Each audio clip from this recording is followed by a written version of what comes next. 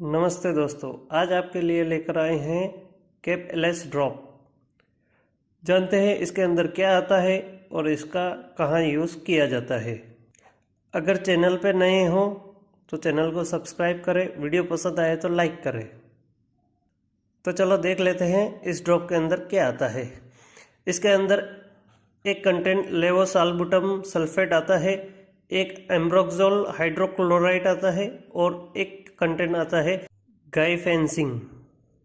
चलो अब देख लेते हैं इसके अंदर क्या आता है।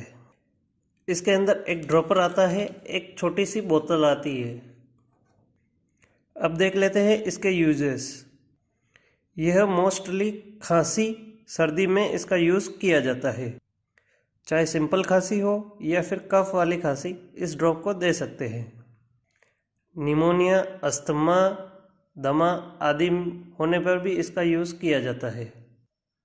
कई बार खांसी की वजह से गले में दर्द, गड़गड़ाहट की आवाज़ की समस्या को दूर करने में, सांस लेने में परेशानी होने पर इस ड्रॉप का यूज़ किया जाता है और छाती में जमा हुआ कफ को बाहर निकालने के लिए इस ड्रॉप का यूज़ किया जाता है। इस ड्रॉप का यूज़ किसी डॉक्टर या प्रैक्टिशनर के सलाह के बिना नहीं लेना है, क्योंकि इसका डोज कैलकुलेशन बॉडी वेट के अकॉर्डिंग दी जाती है।